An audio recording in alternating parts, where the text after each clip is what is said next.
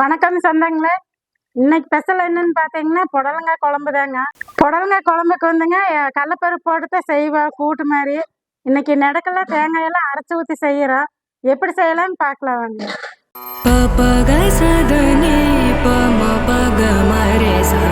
அடுப்பு பற்ற வச்சுக்கலாங்க. எண்ணெய் ஊற்றிக்கலாங்க. கொஞ்சமாக கடுகு போட்டுக்கலாங்க.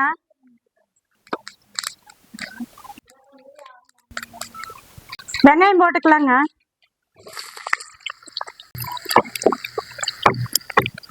காரத்துக்கு தேவையான பச்சை மிளகாய் போட்டுக்கலாங்க. நான் 3 பச்சை மிளகாய் எடுத்துருக்குறேன்.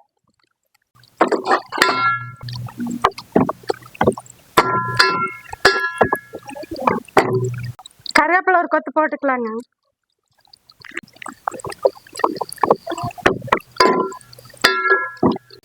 வெங்காயம் நம்ம செவக்க வேண்டியதில்லை, அப்படியே கண்ணாடி பதம் வந்தால் போதுங்க. நம்ம செவந்து வரணுங்கிறது இல்லைங்க, அப்புறம் குழம்பு கலர் மாறிடுது. இஞ்சி பூண்டை இடிச்சு வச்சிருக்கிறேங்க, போட்டுக்கலாம்.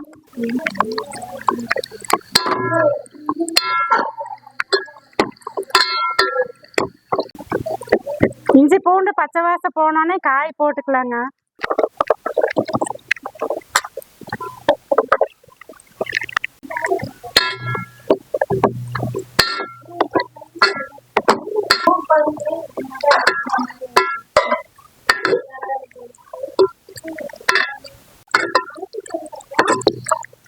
நான் காய் வந்து நீளமா அரிஞ்சிருக்கிறேங்க. உங்களுக்கு வேற மாதிரி அரியணும்னாலும் நீங்க அரிஞ்சுக்குங்க. பொடி பொடியா அரிஞ்சாலும் பரவாயில்ல, அரிஞ்சுக்குங்க. காய் வணங்குறதுக்கு உப்பு போட்டுக்கலாங்க லைட்டா.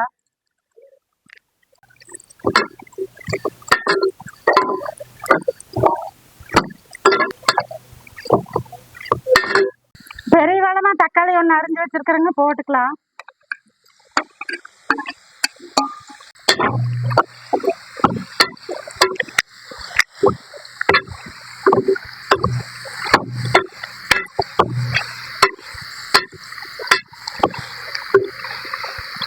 கொஞ்சம் சிம்மில் மூடி வைக்கலாங்க.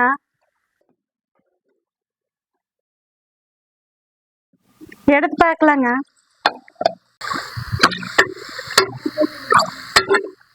மசால் பொடியெல்லாம் போட்டுக்கலாங்க. கொஞ்சம் கரம் மசால் பொடி போட்டுக்கலாங்க. கொஞ்சம் மஞ்சத்தூள் போட்டுக்கலாங்க.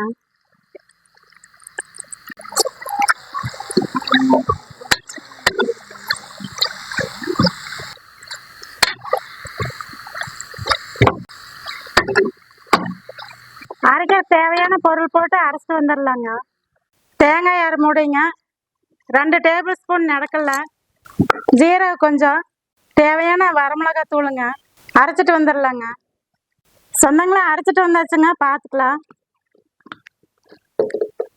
இந்த பதம் அரைச்சிங்கன்னா போகுது. நம்ம நெகுன்னு வேண்டாங்க, நம்ம பருவன்னு வேண்டாம். அரைச்சதை ஊற்றிக்கலாங்க.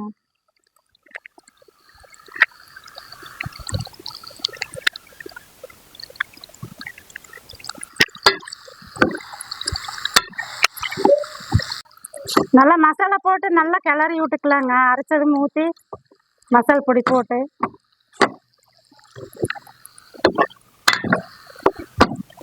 ஜார் கழுவி கொஞ்சம் தண்ணி ஊற்றிக்கலாங்க. அப்படியே அப்படியே கிளறி விட்டுக்கலாங்க. கொஞ்சம் கிரேவி மாதிரியே வச்சுக்கலாங்க.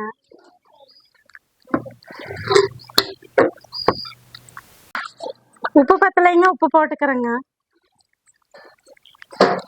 காய்க்கு மட்டும்தான் போட்டேங்க. இப்போ வந்து குழம்புக்கு அளவா போட்டிருக்கிறேங்க.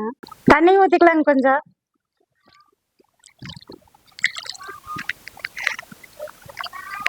வரமிளகாத்தூள் கொஞ்சம் போட்டுக்கலாங்க.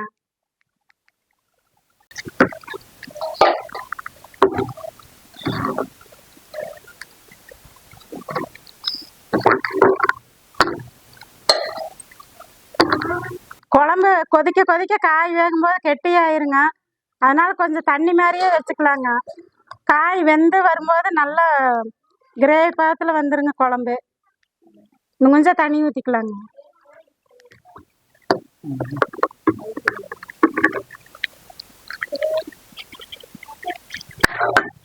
மூடி வச்சுக்கலாங்க. எடுத்து பார்க்கலாங்க.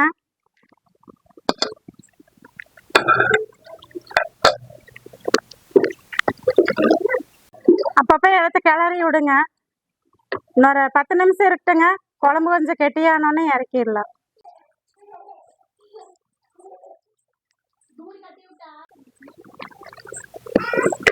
காய் நல்லா வெந்துருச்சுங்க. ஒரு ஆவி விட்டாலே புடலங்காய் வெந்துருங்க சீக்கிரமா. புடலங்காய் கூட்டு செய்வேன், பொரியல் செய்வேன், நான் குழம்பு செஞ்சுருக்கிறேங்க. நான் வீடியோக்காக இப்படி நீளமாக கட் பண்ணியிருக்கிறேன். உங்களுக்கு எந்த சைஸில் வேணாலும் நீங்கள் கட் பண்ணிக்கோங்க. பொடியாக வேணாலும் நீங்கள் போட்டுக்கலாங்க.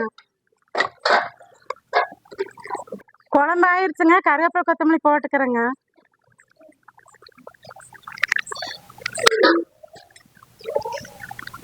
அடுப்பை ஆஃப் பண்ணிக்கலாங்க.